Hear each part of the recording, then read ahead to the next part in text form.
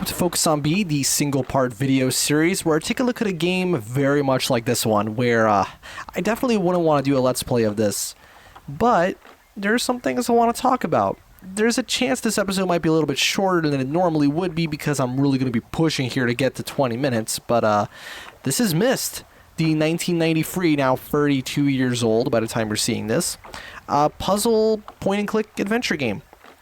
It's basically just a slideshow, but you're clicking and it makes things happen. This is actually the Saturn version because it's Saturn. It's weird. I love that shit. Here's what I'm going to do. I already know how to beat the main puzzle. I've never actually played the game fully. I just, the internet exists, so I know how to get to, what the fuck? There you go. How to get to, the end. So what I'm going to do is, as I'm talking, I'm just going to be doing my preparation for the end, right? If you don't want to figure out how to do this, how to beat the game instantly, don't watch this. If you've been wondering how to do it, this whole time, just want to get through it quickly for whatever reason, it kind of eliminates the point of the game, then I guess, yeah, do watch this because, I'll show you what to do thanks to what someone else did. I just basically looked up an 80% speedrun. There are 100% speedruns for this game, though, which do require you to go through all the ages and everything. But yeah, so this is a point-and-click adventure game. And I want to talk about, two things. Well, one, the fact that this game came out the same year as Doom, and yet was still able to be a financial success and a critical success. And as of late, it's been put under some criticism. In fact, it also doesn't help that it's received a ton of really, really bad ports to other systems. Like the 3DS port, holy shit, that is bad. How does that even happen? You know what I mean? The PSP port was okay, but it's just it's really interesting seeing these more contemporary reviews of this game for the ports and hearing people shit on it, essentially, because it's an old game that I guess doesn't really hold up to modern values. I mean, it's not exactly what you call immersive.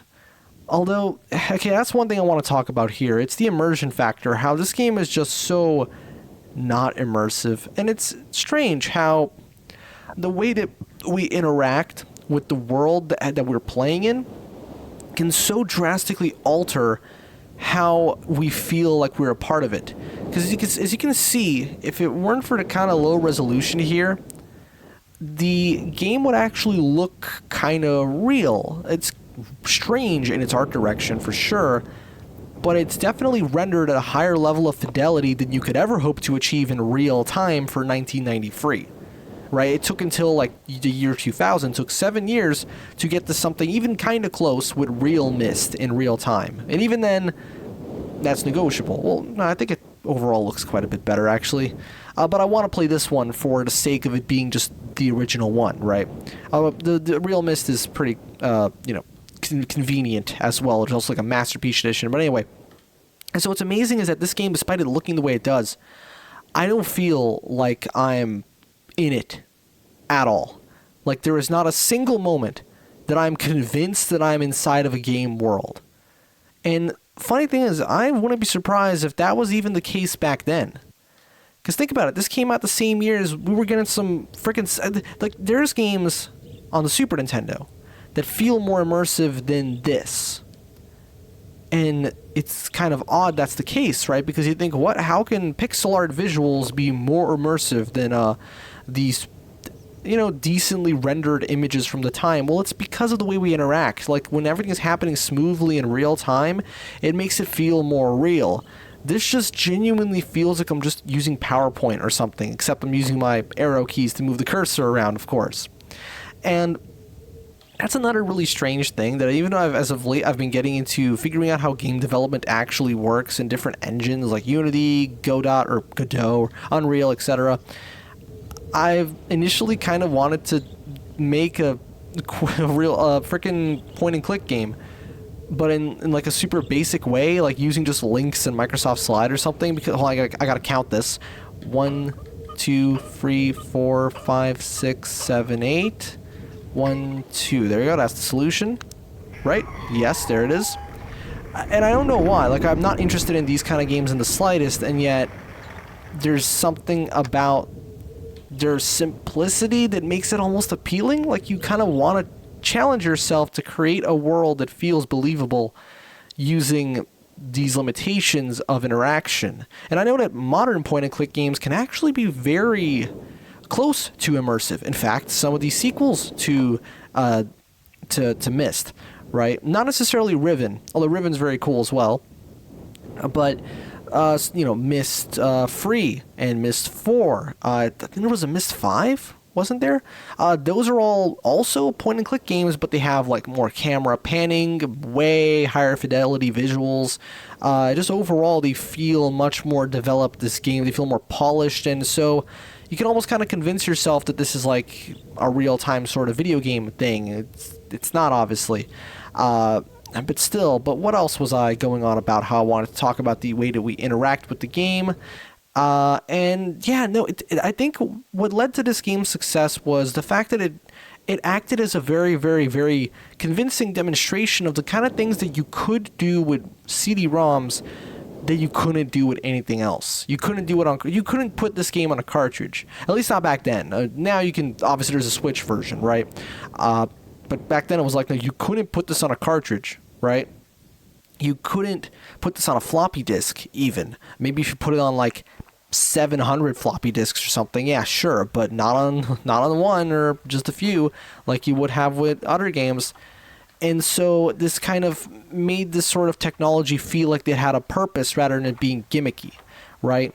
It's also interesting to note that this is actually pretty much the first mainstream console version of the game. Technically, the first ever console release of Myst isn't the Saturn version, although it is one of the earlier ones.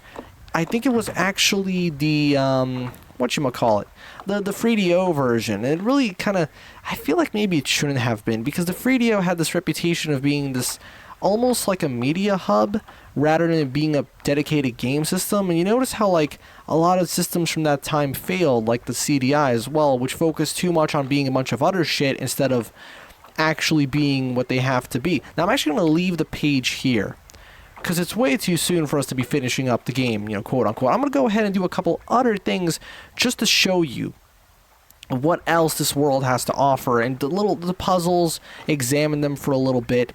I think the puzzles in this game were almost besides the point. I imagine that at the time, people were most wowed by what they were seeing on their screens and what was possible, right, using this technology. Nowadays, we're just kind of looking at this and going like, well, okay, cool, I'll just look it up, or... Because honestly, I have no patience for puzzle games, or at least puzzle games like this, and I would never want to actually sit down and play through this game fully. I know there's a lot more to the game. I'm totally cutting it short by not exploring the different ages and looking at all these different characters. In fact, I'm pretty sure right here there's a puzzle where I have to insert a specific date. If I remember correctly, I have to click on this thing just off to the side, and you go ahead over here, and there's this button, and I think this triggers something. Does it? Yes, it does. You have to type in some numbers. I don't remember what it was. I think it was 0. Wait, hold on, look away if you don't want to. I mean, you probably have already left by this point, but yeah. Oh wow, the music. The music's really nice. As you can see, you type in things 08. That's the number of switches. And then when we turn around, we'll be greeted by. See, this is like, I wouldn't call this a dated way of designing a game, because games to this day still have puzzles. Games can still be cryptic. In fact, I think Dark Souls 2 got a little bit of shit for being a little bit cryptic, or maybe some people complained about it. I know Nerdcube complained about that. He said it was like Sierra Adventure Games kind of level design, or game design. It's not quite Myst, but still, as you can see right here, if we click on this thing, come on, click on the button, and then we'll obviously see the chunk of the visuals that are... Catherine, my love, I have to leave quickly. Rendered differently. Something terrible has happened. It's hard for me to believe. Most of my books have been destroyed. Catherine, it's one of our sons. I suspect Achenar, but I shouldn't leap to conclusions. I'll find him and Cirrus as well. Oh, I should have known better than to have left my library unchecked for so long. Well, I've removed the remaining undamaged books from the library and placed them in their places of protection. You shouldn't have to use the books until I return. But if you've forgotten the access keys, remember the tower rotation. Oh, and don't worry, Catherine. Everything will be fine. I'll see you shortly. Oh, wait. And erase this message after you viewed it, just to be safe. Whoa, messages that get erased right as you viewed them? This shit is like Snapchat from the past. Is that what it was called? I don't even remember.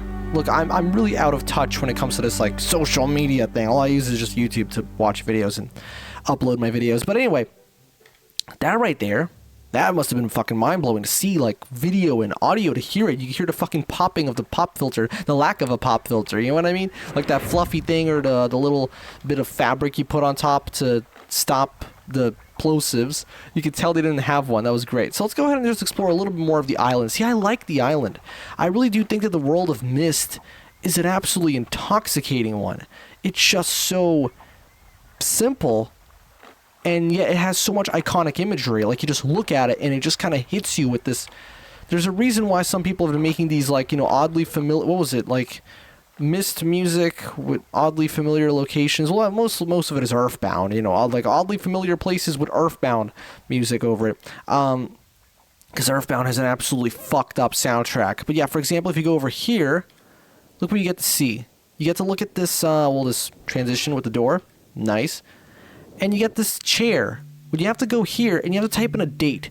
I don't know how you're supposed to learn this date. That you probably explore the island and find out. But what you're supposed to do is, whoop, there you go, and then you type in the date, right? I'm not going to go ahead and do that. I don't even remember what it is. I've done that before when I fooled myself into thinking that I would actually try and play through this game legit, or by legit, I mean like the whole thing with a guide still, because there's no way in hell I'm going to do this without a guide. I like a guided experience, and if the world can provide me with one, I'm cool with that. But we are going to go ahead and look at some of the books just real quick, just to show you, again, part of like how the world tries to create itself using these tiny little hints as to what's going on. I'm not trying to like say that this is like something incredible, because to be perfectly honest, I don't really know what's going on most of the time. Also, why do you have so many fucking zoom levels? Now this book right here is burnt. You're not going to see anything here, which I do think it looks really cool. Huh? I could have sworn this one was burnt. Wait, go back. Maybe I accidentally picked up like this one and it was, yeah, this one's ruined. You can open it, but there's nothing in. But as you can see, I read this one a while ago. These things are really fucking hard to read because of the, well, 240p. Look at this. I've called this age something. Channel Wood, maybe? And it's a very different world. I'm not going to read the whole thing because this shit is long. Look at how many fucking pages you have to go through. This is like a whole ass novel. Look at this. Like, I literally had no idea when it was going to end, you know, while I was going through it. So many pages. And I'm guessing there's a clue in here somewhere as to what you have to do next, and then you go ahead and do something else. Now, this kind of game design still makes sense. I think the concept of solving puzzles is a timeless one, really. It's more of a matter of the execution, and also the fact that, yeah, as you can see over here, you can go here, but you can't do anything with this, and I don't know why they've done it that way. There's a book we can interact with, but we don't really have to. I think it's about time we start wrapping this up. I'm just going to go ahead and grab the page and get to the actual ending. So again, if you're somehow still here despite not wanting to know what happens, go away, because I'm going to show what happens. This is basically the first true clue that you get, by the way, this page. So it says, Catherine, I've left for you a message of utmost importance. I can read this. It's so fucking low res. In our 4-chamber beside the dock. The deck? The dock. Enter the number of... marker switches, I think it says. Oh, so there you go. That's the first hint. There's 8 of them, so you see, so the game does drop those crumbs. It's not totally cryptic and stupid, but that's not to say that anyone will figure it out, and clearly I am not that anyone to figure it out. I did not figure it out. I looked it up. Although, I mean, if I read that, I probably would have figured that out. It's pretty blatant. You know, imagine the increase in complexity as you play the game more. I really hate how you have to, like, go down the steps every time. You have to turn around. They got 6 buttons on the damn controller. Couldn't they have mapped one of them to... whatever. There you go. Grab the page. And now we're going to be making our way to what is the end of the game, really. That's the amazing thing to me about puzzle games. The fact that when you know what you're doing, you can end them so damn quickly. they have ridiculous speedrun potential because they're not focused around these challenges that you complete in a linear order. They're just based on whether or not you know the answers. I think Riven's the same thing. I remember watching Matthew Matos's video on it, and he said that it's the same deal, where it's like you just have this one or two puzzles, and the whole game is just figuring out how to solve those puzzles. Same thing here. I basically have to you play for the whole game just to figure out what the code is right here at the end, which of course I know because I've memorized it in retarded levels of detail. I mean, let's see. Is it actually... Do I remember it? I might not remember it, come to think of it. No. I gotta remember it. Let's see if I can do it. So I know that the first bit was like a bunch of these, right? Like a chocolate pattern. And then it was here. No, it wasn't here. Here. One of these over here. I think it was like that. No, we don't have that many over there. Like that, like that. Ah, shit, I do not remember how the rest of it goes. Okay, I'm gonna have to consult the internet again. Yep, I think I got it. I know I got it because I've got a reference image. Let me just, hold on, count some of the pieces. Yup, that should be fine. Yeah, you got, oh, hold on. 1, 2, 3, 4, 1, 2, 3, 4. Okay, cool. And now you hit the button. And you're probably thinking, what the hell's up with that page in my hand? Well, we're gonna meet someone who is relevant to the story, I believe. I think there's actually a book you can read here. Let me see. Like, this book, do you read it or do you just happen to pick it up? And does it say anything inside? It should, because it's a book. Oh no, it's blank. Look at that. It's a guy, and the frame rate instantly drops whenever that happens because the poor Saturn is trying to load a fucking MP4 file. It's probably not MP4. It's probably some different codec or encryption method that... whatever. Anyway, this is basically the end of the game. I'll let him do the part. I'll let him speak, and then I'll close off the episode. So, my boy, I got you a page. Look. I know you want this. Take it. For some reason, giving this thing to him is super fucking finicky, though. Come on. And the page? Did you bring the page? Yes, I do have it. But I have to click on every single possible pixel on him to... I think the game... There you go. You've done the right thing. I have a difficult choice to make.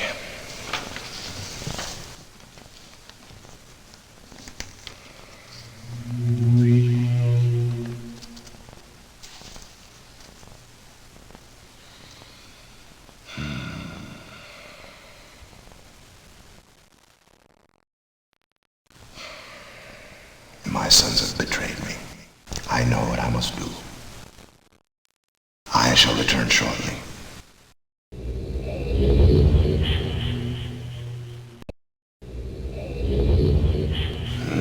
It is done.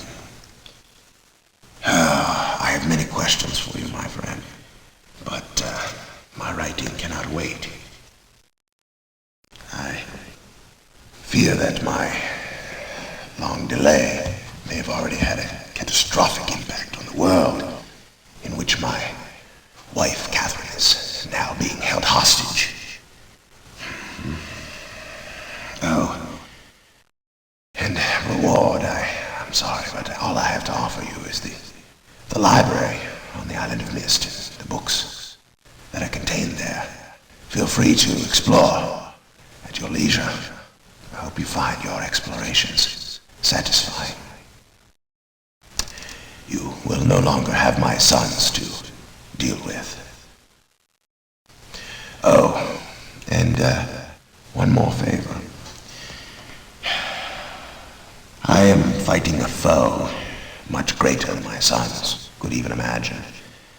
At some point in the future, I may find it necessary to request your assistance.